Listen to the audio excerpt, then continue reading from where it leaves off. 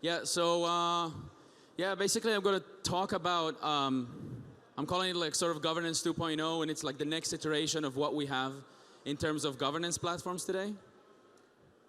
So, oh yeah, before we start, scan my thing, right? Yes. Scan it. I'm second, I'm losing. I was first the whole day. Anyway.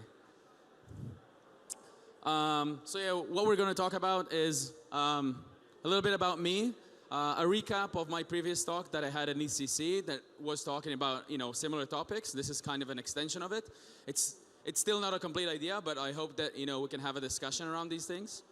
Kind of a discussion about like why is token voting bad, quote unquote, and, an example of, an enforceable tragedy of the commons that you have with token voting. You'll say that no attacks haven't happened and there's no problem, but I think there is. And then, I don't know, trying to go towards a solution with kind of like a perfectly balanced meme, right? And then, yeah, maybe a framework to how to upgrade your governance. So, yeah, about me, I used to live in China, and then I was using Bitcoin to buy stuff, and then someone sent me the article about the DAO hack, and that completely changed the course of my life essentially. And I've been involved in DAOs ever since. I joined DAOstack. I was advising them before, and then I joined them. And in DAOstack, I ran a project called DHack, which I don't know, some people might know here. It was kind of like a decentralized hackathon before COVID. And then yeah, I was in the formation of DXDAO, and I've been a member ever since. It's kind of like my passion, and most of my time today is in Collider Ventures, which is a venture fund out of Israel. So yeah, and I care a lot about governance.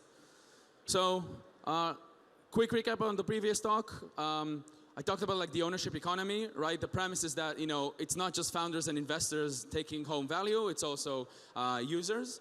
Talked about like what makes DAOs work, and came up with this thing of like initiative. Anyone can come with an initiative to a DAO, and drive it, get funding for it, and do something.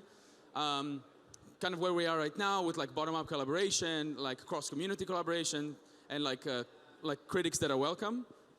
Yeah, a meme is worth 1,000 explanations. This is kind of like how I explained the problem. And then talked about like reputation and a hybrid solution for voting power. So let's like continue in the recap. This is kind of like how proposals are being done in DAOs, and this is what drives them. Someone comes up with an idea to, I don't know, to list sushi or ex-sushi on Aviv, or someone is saying that, we're breaking someone is giving like, some critical feedback on, what the DAO is doing. Yeah, this is kind of like a meme of how I see where DAOs are today, right? Like we were talking about ownership economy, but we're sort of recreating the same capital economy around like token voting. And then yeah, like this whole thing, like I'm kind of against Snapshot, at least in its current form. Voting in like, on a server and a multisig that holds billions of dollars. So who here is a part of a DAO? Everyone? What does it mean? What does it mean for you to be part of a DAO?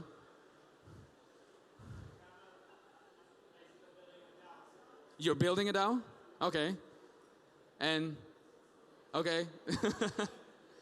And is it already like there's a community around it and everything? Yeah?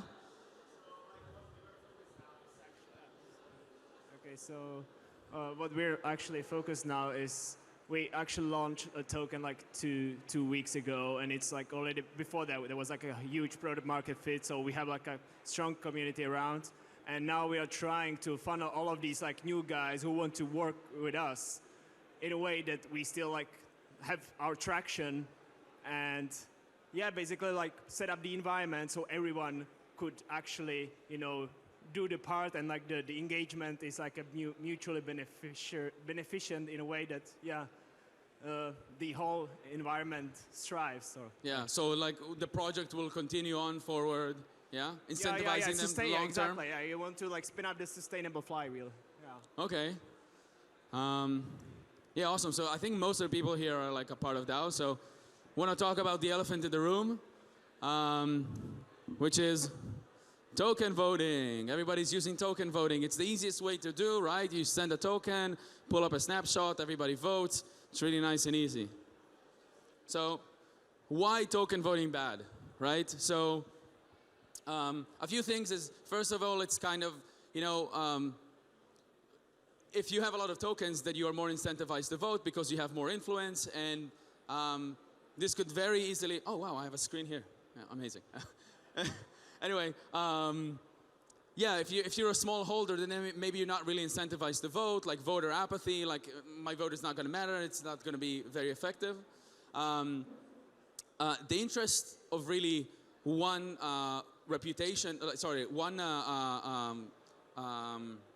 sort of like stakeholder in the ecosystem is being highly represented, and it's capital, right? These tokens usually represents like future claim to revenue, and they are highly represented. And then sometimes we have like conflicts of interest, right? Like large token holders may have interests that not are aligned with the best interest of the DAO. And then, does anyone have any example, or do they know of something that happened that, just token voting going bad? Yeah? Flash node voting? Oh yeah, so you do a flash loan and you get a token and then you vote for something. Yeah, so I think a lot of governance systems are mitigating that. So yeah, what else? Oh, the DeFi Education Fund. So this was in my last talk. I didn't put this here, but this is a very good one. Like $20 million went to, like, not really sure who exactly, and they got, yeah, and they're supposed to, I don't know, represent the DeFi ecosystem. I'm gonna look at like two, like very specific one. The first one is like Bond. I don't know if you know, but Bond, it's basically, Barnbridge. It was basically like a very community bootstrap project. It barely had any venture capital, like investments in it. And then they wanted to get added into Aviv for collateral. So what happened is that, as you can see, like the community is totally in for it, right? Like 52 people voted in the forum. And what happened eventually is that the VCs of Saffron Finance, like the ones who are, the biggest competitor of Barnbridge, they voted against the proposal. And now, I mean, the VCs, they have a lot of power in Aave, right? But they obviously didn't vote for the best of the platform. They just, they voted for their own interest, that they wanted Saffron Finance on top of it, and not Barnbridge. And then another example. So this is a bit close to me because I've invested in Hats, right? And they're a project that's close to me. So they first presented to Nexus Mutual. They wanted to collaborate with them, and then a proposal passed. The community was all in favor. There was a decent discussion in the forum. There was an AMA. And then once the second proposal came to like actually participate, one of the biggest token holders, a VC that consequently invested in the competition, voted against the proposal in like the last minute, like 30 minutes before it finished. So kind of like, what are we doing here? Like it's really not representative of the actual interest of the DAO and the best of the DAO. So another kind of like problem or something that we can touch on is what I call a cryptographically secure tragedy of the commons. And I mean, I didn't invent this, right? This is like Vitalik, but imagine a contract where you can deposit like the voting power token, and then basically everyone who deposits it, you can auction on a daily basis or a weekly basis the voting power. And then someone could buy this voting power just for a certain proposal or a certain vote. And yeah, like you get dividends basically for how much they paid. So this, this can actually create like enforced cartels in DAOs. And then you'll say, but sir, this has never happened, right? This doesn't happen. Well, I think it did. First of all, who remembers this? Like the Steam governance and Justin Sun? Who remembers it? Anyone wanna like briefly say what happened? Yeah?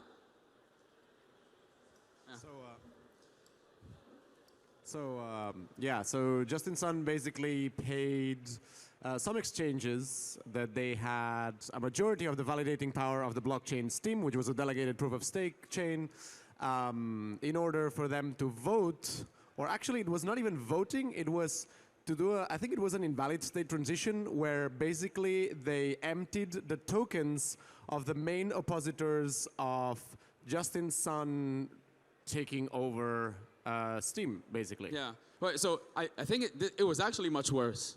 Like, so what happened is that Justin Sun bought like Steemit, which was the main front end, and they had a lot of tokens.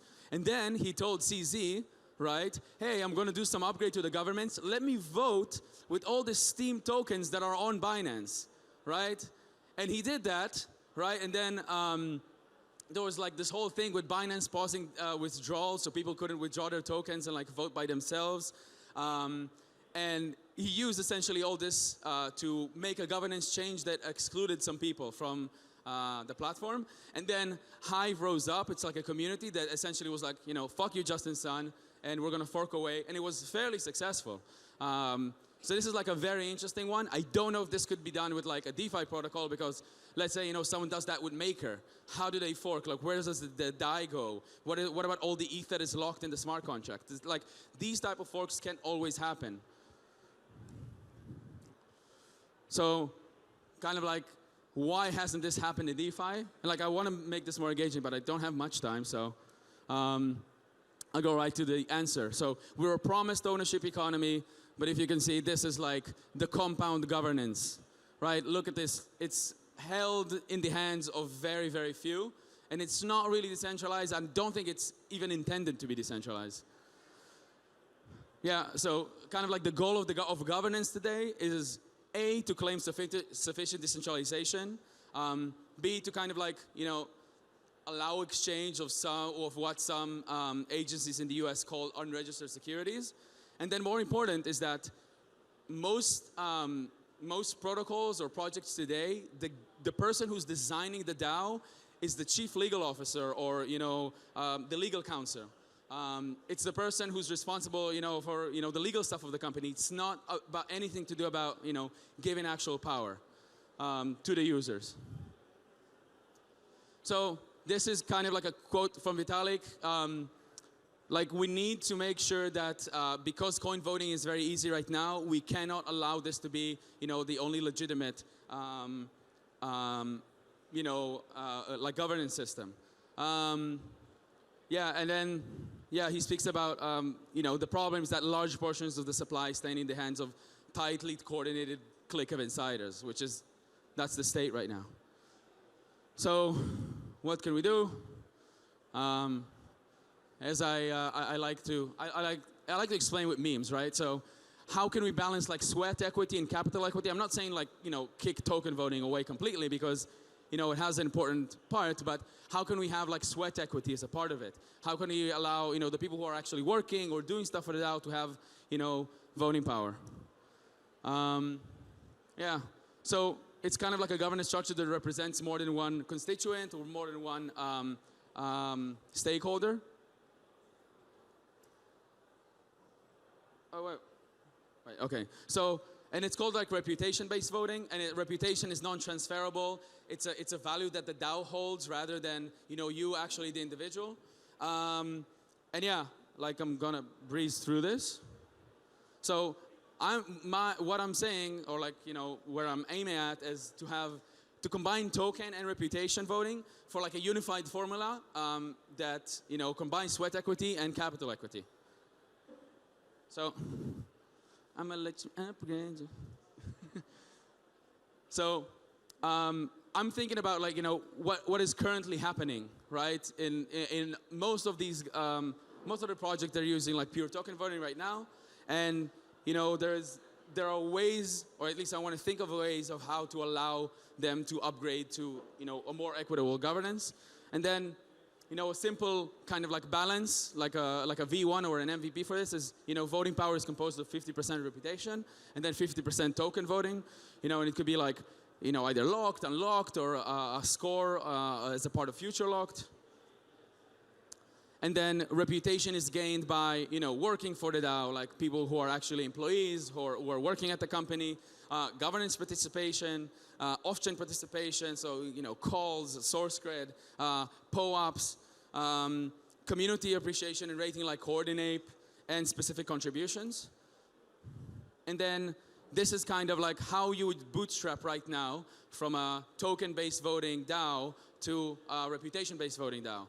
And then it's kind of fancy, but imagine you take a percentage of the rep is going to be given out to the community over the course of, let's say, 24 months, and then anyone can lock their tokens in order to generate rep in this, in this epochs, essentially. And then, yeah, the more you lock in and the longer you lock it for, then the higher your score is, and then it basically distributes it in an auction mechanism where it's descending. Like the last point is kind of, it's descending by 10% for every epoch. So every month, like 10% less of reputation is being distributed. And then, like a V2 of this could be like dynamic balance and like mutual requirements. So in order to participate in governance, you have to have both tokens and reputation. And what this creates is an incentive for those who have sweat equity to also earn tokens and be financially aligned with the DAO. And for those who have capital equity, to actually participate and contribute tangible work for the DAO. Yes, and then this is a bonus, holographic consensus, but I don't know if I have kind of time for that. Yeah, maybe I'll briefly talk about this. So most of the governance systems today use quorum, but at the end of the day, most 99% of proposals, they simply pass, right, in DAOs. And it's only those contentious, 1% that needs more debate on. So this will allow you to essentially, someone puts essentially their money where their mouth is with each proposal, and then if the proposal passes, they get their stake back plus some. If it doesn't pass, then they lose their stake. And this is originally developed by DAOstack. Now DXDAO is pushing this forward, and I think this is going to be a very interesting governance system. And ideally, we would see more, more DAOs going down this route. And yeah, open discussion, questions, stuff. Couple of questions. Any questions, thoughts, disagreements? Where am I wrong?